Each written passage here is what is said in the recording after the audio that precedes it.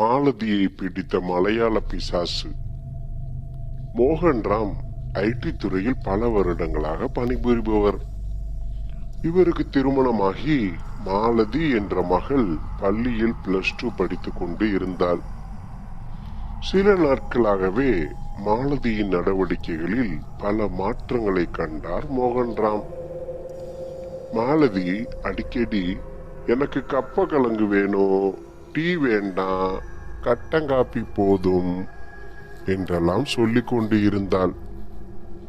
+2 படிக்கும் அவருடைய இந்த நடவடிக்கை மாறுதல்களை பார்த்து மோகன்ராம் புலம்ப, கூட படிக்கிற பொண்ணுங்க யாராவது மலையாளிஸ் இருப்பாங்க, அவ வீட்டுக்கு போய் பழகி இருக்கலாம் என்று சமாதானப்படுத்தினார்கள் உடன் பணிபுரிந்த நண்பர்கள். சில நாட்கள் கடந்த பிறகு மோகன்ராம் அலுவலக வேலையில் பிஸியாக இருந்தபோது அவருடைய மனைவியிடமிருந்து ஏன் எதற்கு என்று கேட்காமல் உடனே வாருங்கள் என்று தொலைபேசி அழைப்பு ஒன்று வந்தது. போய் பார்த்ததில் மதிய உணவுக்கு உட்கார்ந்த மகள் தட்டில் இருந்த சோறை வீசி எறிந்து, எனக்கு புழுங்கல் அரிசி தான் பிடிக்கும்னு உனக்கு தெரியாதா? எத்தனை நாளா இந்த கேடுகட்ட சாப்பாடை சாப்பிடுறது என்று கத்தியிருக்கிறாள். கத்தியது சுத்தமான மலையாளத்தில். மோகன்ராமுக்கோ அவரது வீட்டாருக்கோ மலையாளம் தெரியவே தெரியாது. குரல் வேறு அடியோடு மாறிவிட்டிருந்தது. சிறிது நேரத்தில் மாலதி மயங்கி விழுந்தாள். உடனே பயந்து போய் அவர்கள் வீட்டாரும் அக்கம் பக்கத்தவரும் என்னென்னவோ சொல்ல, அதையெல்லாம் நம்பாத மோகன்ராம் நல்ல மருத்துவரிடம் தனது மகளை அழைத்துச் சென்றார். அப்போது மாலதியின் உடல் மிகவும் பலவீனமாக இருந்ததால் அருகில் இருக்கும் மருத்துவமனைக்கு சென்று முதலில் குளுக்கோஸ் ஏற்றுமாறு மருத்துவர் பணித்தார். அதன்படி தனது மகளை மருத்துவமனையில் சேர்த்தார் மோகன்ராம். அதுவரையில் மாலதி மயக்கத்தில் தான் இருந்தாள். திடீரென விழித்துக் கொண்ட அவள், அவனை வர வேண்டாம்னு சொல்லு, அவனை உள்ள வர வேண்டாம்னு சொல்லு என்று மலையாளத்தில் கூச்சலி போட்டாள்.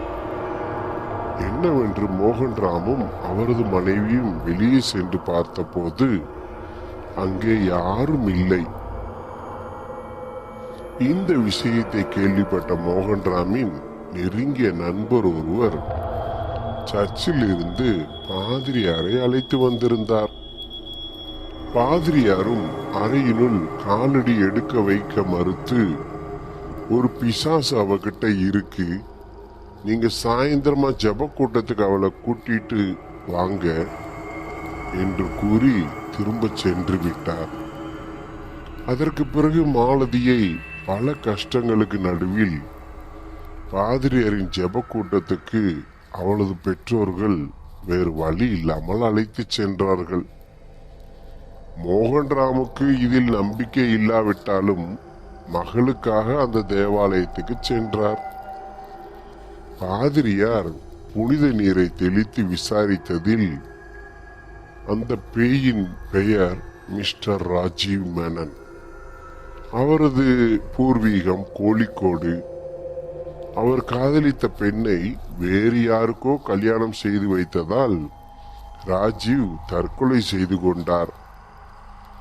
இவர் தற்கொலை செய்து கொண்டதை அறிந்த ராஜீவின் முன்னாள் காதலியும் குற்ற உணர்வில் தற்கொலை செய்து கொண்டாள். தற்கொலை செய்து கொண்ட தனது முன்னாள் காதலியை தேடி ராஜீவின் ஆவி ஊர் ஊராக நாடு நாடாக ஆவி ரூபத்தில் அலைந்து திரிந்து உள்ளது. மோகன்ராமின் மகள் ஏறக்குறைய ராஜீவின் முன்னாள் காதலியின் சாயலை ஒத்து இருப்பதால் அவளை பிடித்து கொண்டதாக சொல்லியது. அதனை கேள்விப்பட்டு மோகன்ராம் கண்டபடி அந்த ஆத்மாவை திட்டி தீர்த்தார். அதனை தடுத்த அந்த பாதிரியார், இப்படியெல்லாம் சொல்லி அந்த பிசாசை நாம் உசுப்பேற்றக்கூடாது, நீங்கள் கொஞ்சம் அமைதியாக இருங்கள் என்று மெல்ல மோகன்ராமின் காதுகளில் முணுமுணுத்தார். பிறகு மீண்டும் அந்த ஆத்மாவிடம், இதப்பார், இந்த பெண் உன் காதலியின் சாயலில் இருக்கிறாள் அல்லவா, இவளை நீ இப்படி துன்புறுத்தலாமா என்று கேட்டு பக்குவமாக அந்த ஆவியை சத்தியம் வாங்கி கொண்டு துரத்தி அடித்தார் அந்த பாதிரியார். அதன் பிறகே மாலதி தனது இயல்பு வாழ்க்கைக்கு திரும்பினாள். தொடர்ந்து இது போன்ற சம்பவங்களையும் கதைகளையும் கேட்பதற்கு நம் தமிழ் நம்பர் 1 ஸ்டோரிஸ் சேனலை சப்ஸ்கிரைப் செய்ய மறக்காதீர்கள் நண்பர்களே. வணக்கம்.